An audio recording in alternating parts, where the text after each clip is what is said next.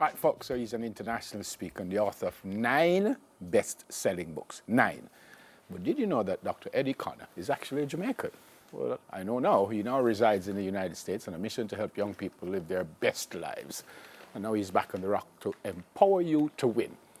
I keep saying young people. They just leave me out of these things. Great to see you. Great to meet you. Here. Yes, indeed. Welcome back home. Glad to be back home. Yeah, man. Yeah. Who's Dr. Connor?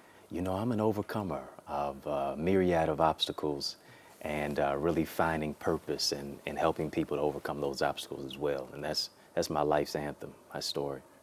How did you know you were an overcomer? Something hit you and you decided, I'm not going to just take the sitting down? Where did that come from? Without a doubt. In my tender teenage years, I was hit with stage 4 cancer and having to battle that.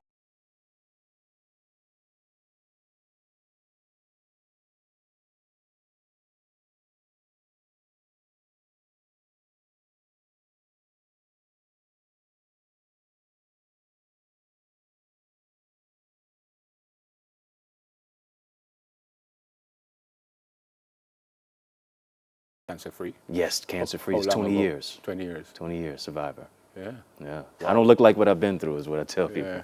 Yeah. Yeah, well, and for a young man, you have accomplished a whole lot. 9 books. Yes, sir. So you left Jamaica and did what? How old were you when you left Jamaica? I was about 7 years old when I left Jamaica. Yeah. And I had spoke patois. My accent betrays me now. And went back to the States, and they wanted to double promote me because, you know, of course, this British education system accelerated me. And then just became a kid, went through the pain of my parents' divorce, the pain of the experience through cancer, but moved from cancer to conqueror and more than conqueror. Yeah. And then also giving back to our young people and empowering them to find the can in their experiences. You're a Christian? Yes, sir. This is after you got rid of the cancer, or it started before that? It started before that. I knew my call to ministry at the age of 12. Yeah, and so I realized even after knowing that at 12, at 15, I was afflicted. But I realized if you're gifted, you will be afflicted. What kind of person were you before you started to overcome? Were you a troublesome young man? Were you bad? You know, we have some, you know, sometimes as teens we're a little mischievous and sometimes as kids. But I was a regular kid, you know, I loved to play soccer. That was my first love before picking up basketball. And my favorite 2 classes in school were gym and lunch. You know, I wanted to chase the girls in gym and then sit down and eat with them at lunch. So I was a regular kid. Yeah, that sounds regular enough. Yeah. The books, what was the first one? Why did you want to write the book? And who did you write it for? Who did you want to read? Yeah, you know, my first book, I never wanted to be a writer at all, but it's Purposefully Prepared to Persevere, Finding the Can in Cancer. And my mother told me, she said, you got to write your story. It's not for you, but it's to help somebody else. And so as I was writing, I was healing. I had bitterness towards my father, had bitterness towards the people who forsook me. You know, a lot of times people who you think are praying for you is oftentimes preying on you. And so to heal from that, you know, how can you heal from what you won't reveal? Yeah. And so the book was revelatory. Yeah. It's a question that I ask artists and stuff, and sometimes I'll say, when did you find out that I might be interested in what you have to sing? Yeah. How did you know that we'd be interested in what you had to say? When you say motivational speaker, how do you know we'd be interested in what you brought to the table? You know, as long as you have a pulse, you have a purpose, I believe.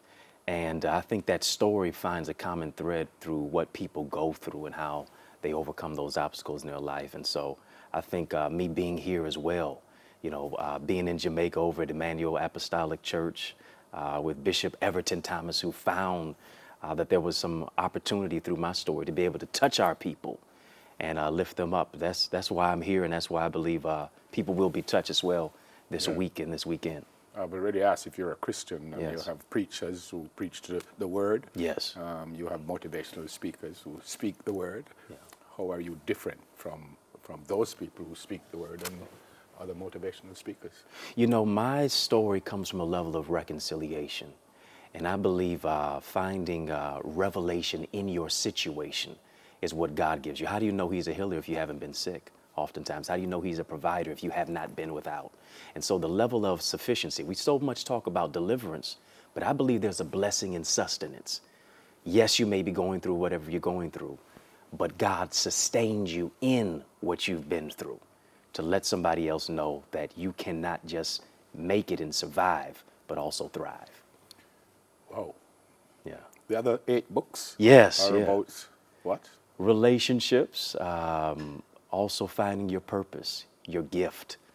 And my latest one is entitled Wife, Wisely Inspired, Faithfully Empowered. It's a relationship book. Oftentimes, books are generally written to women to tell women how to get a man, how to keep a man. I wanted to write a book to our brothers and ask the question, who's preparing boys and men to be husbands and fathers? You know, what we expect from women, I think also as men, we have to step up to the plate too and recognize that we have to find wholeness in our singleness. The S on your chest doesn't always mean that you're strong. Sometimes it means you're sad and struggling. But I believe when you recognize that you're a survivor, you can have a standard of And you excellence. answer the question in the book? Yes, sir, I do. You got to get the book. In a nutshell, what you going to tell them? I'm coming back to really empower our young people. You know, Tavis Smiley says this, young people like Kodak Film, all they need is development and exposure. So developing them and expose them to the greatness that's on the inside of them, the God-given greatness. Yeah. And let them know they can rise. Yeah, That's why I'm 9 here. best-selling books would be enough, but you also got an award from President Barack Obama. Yes.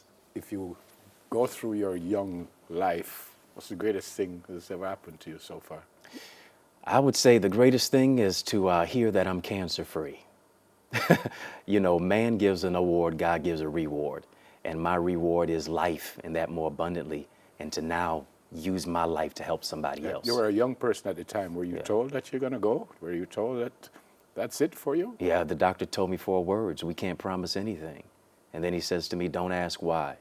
And for those next 2 years, chemotherapy, radiation, that's the question I asked. But in my why, I found out God created a way. Are you concerned in any way that it might return? I'm not.